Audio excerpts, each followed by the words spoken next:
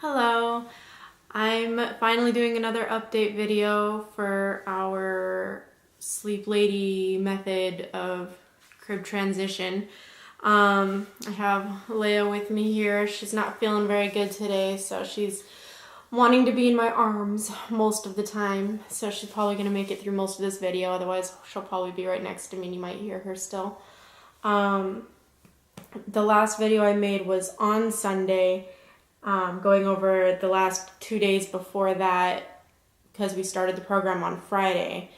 So this is going to be an update for Sunday night, Monday night, and then last night, which was Tuesday night. I was originally going to do videos like after each day so that I could update on how the night before had gone, but I just kind of haven't been able to because we've been busy and we've had a lot of other stuff going on. But I'm kind of thinking it might be easier this way for people watching, for you guys, if, you know, it's not having to watch a new video every single day to get the update. Instead, like having, okay, this is how the last few nights went, so you can kind of compare them back to back instead of having to like watch a video, and then compare. So I hope this is working out well. If you guys would rather see something different, just let me know. So let's see, I've got notes, so sorry if I keep looking down, but her in my arms and notes are on the floor. Sunday night. Sunday during the day when I made that last video, I was actually pretty skeptical. The first 2 nights were pretty rough. She cried a whole lot, more than I was expecting, and it took her a while to finally get to sleep, and I didn't like the way she fell asleep because the crying. And then Sunday night, she went to sleep without crying at all, no tears whatsoever, no fussing, just laid in bed, played a little bit, and then fell asleep, and it only took her like less than 20 minutes. And then she only woke up once at 11 to nurse, and then she slept the rest of the night through. And we woke up like we do every morning, around 6:30. So that was like crazy to me because the 2 nights before that were so rough. She had such a hard time and she was crying for so long, and I couldn't see how it would get any better. And if it did get better, I figured it would be like progressively better, not like all of a sudden one night she sleeps wonderfully and goes to bed and falls asleep immediately. And it was just so crazy to me that I actually was thinking maybe it was just a fluke.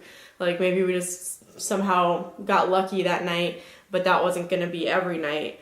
Starting Monday night, we moved the chair from next to the crib to the middle of the room. We laid her down and she didn't start crying right off the bat, and we were like, yes, it's working. She's going to do it again.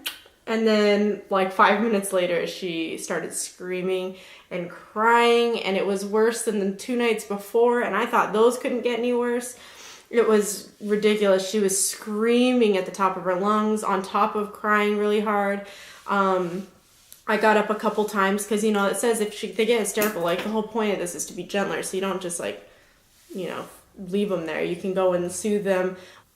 So when she was crying hysterically and screaming, you know, I would stand up, walk over, you know, try to like soothe her a little bit. I'd usually like put the pacifier back in her mouth, cover her back up with the blanket, and kind of like pat her on the head and give her a little kiss, and then back off. Like, you're not supposed to mess with them too much or help them out too much because then it's kind of defeating the purpose. But it's also supposed to be gentler, so you're not just like leaving them there like you wouldn't cry it out.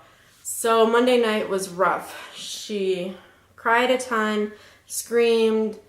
I had to get up a couple times to soothe her, and then it was finally, we laid her down at 6:20 like we do every night, and she was still screaming and crying at like 7:15, like an hour later.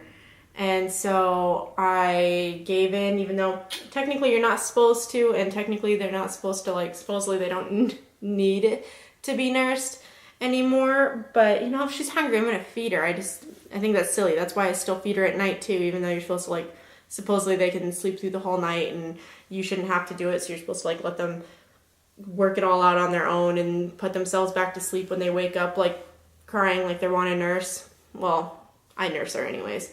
But Anyway, so I did pick her up and nurse her, and she calmed down completely. So I'm thinking maybe part of the crying was that she was hungry, even though it hadn't been that long since she'd eaten that night before. It was like maybe 2 hours, and normally she goes 3 or 4. So I fed her, put her back in the crib. She was still awake, and she continued to be awake for about 5 or 10 more minutes, and then she finally fell asleep. But there was no more crying after she nursed. So Monday night, after she fell asleep and we finally got to leave her in her room in the nursery, and all was supposedly well, we went to bed, and my husband, while she was crying while we were putting her down for bed, he had the idea of looking at the video monitor in her room that looks into the crib while we were sitting, because we weren't right next to the crib, so we couldn't see in, to see like her face. We could see her, but we couldn't see like her face or like exactly what she was doing. So he wanted to see more, so he went and got the video, and since we were sitting in the same room, he just turned the volume all the way down. And then after she fell asleep and we went to bed, he, plugged it in and forgot to turn the volume back up. So 11:45 rolls around, and I was sleeping soundly, and then I snapped out of sleep and woke up very suddenly. Something startled me awake, and I, immediately looked at the monitor, and she was, butt in the air, face down, which is how she sleeps sometimes. And she wasn't really moving, and I didn't hear the cries coming out of the monitor like I was expecting. So I was like, my first thought was, I looked in and I was like, okay, she's fine. And then I looked next to me, and Kenny's gone, my husband. He was not even there. And then, I'm still like waking up because I had just been sleeping. And I realize I hear crying, but not coming out of the monitor. It's coming from the room. So I jump up and sprint to the room, and he's already in there with the light on, picking her up out of the crib. I'm thinking him jumping out of bed to run to the nursery was what woke me up. And it turns out, it was an honest mistake. We just didn't realize the sound wasn't up on the monitor, and we felt horrible. It was so bad. I really don't think she was crying for very long at all, but it's still, we felt terrible that she had to get to the point where she was crying loudly enough for us to hear her from the other room, because she's like down the hall is where her room is, and we closed her door and we closed our door, and it was horrible. We felt so bad, and so we pulled her out of the crib. We broke all the rules. I held her, I nursed her to sleep and made sure she was comfortable and felt secure and everything, because it was terrible. I felt so bad that she didn't have us come to see her when she first started crying. So Monday night was rough. And then Tuesday night comes, and I am completely discouraged. Don't think this program is working. It's, it'd been 3 nights already, and she had cried, 4 nights, I'm sorry. It had been 4 nights, and out of those 4 nights, she had 1 good night, and the other 3, she cried hysterically and screamed and was absolutely miserable going to bed. So I didn't have high hopes for Tuesday night, and I was really not looking forward to it. I hate hearing her cry and not being able to do anything, and like I said, now we were in the middle of the room instead of right next to the crib, so I couldn't even like reach in to comfort her. So I was just not looking forward to it, and we went through our routine, laid her down. I sat down in my chair, and she fell asleep in less than 10 minutes. Not a single peep out of her. She didn't cry, didn't fuss, nothing. Just rolled over, played with I have like pacifiers scattered all through there, so she can just like, if she wakes up, she can just grab and find one. She was playing with one for a couple minutes, and then she fell asleep. I don't even know. I walked out of there like, is this real life? It was so crazy. I couldn't believe how easily she went to sleep. So, and then she didn't wake up the whole night. She normally wakes up twice to nurse, and she didn't wake up to nurse at all. She woke up a couple times where I like woke up because I heard her on the monitor, and checked in. She was eyes closed still and not crying, but just kind of like, like, you know, kind of doing the moans and whatever. And then she put herself right back to sleep, and she never got up to nurse. I can't even believe it. The whole night, from 6:30 till, well, she had to wake up early this morning. She woke up at 5:45 instead of our regular 6:30. But I mean, she went through the whole night as far as I'm concerned. And and that was nice, huh? Got a lot of sleep last night. But then unfortunately today she's not feeling so hot. She's a little constipated, and she's got a little temperature, and she's just been very clingy. She does not want me to put her down today. So I don't know how she's gonna do tonight. And honestly, with how like weird and back and forth it's been so far, I don't even know what to expect for tonight. I don't know if it's gonna be crazy crying again, or if it's gonna be straight to sleep like it was last night and that crazy Sunday. And I don't know if her not feeling well is gonna do it, because I'm gonna be much quicker to pick her up and comfort her and hold her if she's upset tonight, because she's not feeling well, and I'm not gonna like just leave her there. So I don't know what tonight's gonna be like, but I'll tell you what, this program has been pretty crazy so far.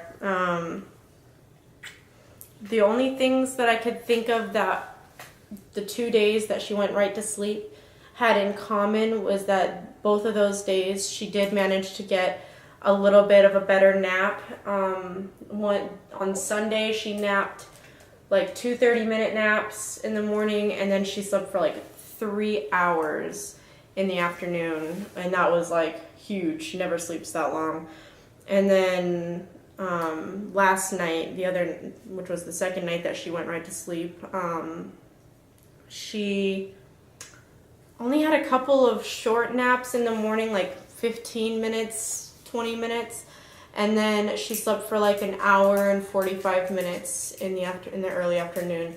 And and for both nights we fed her solids at dinner time, and the other nights I think we might have on one of them, but I think the other nights we didn't, or at least not around the same time.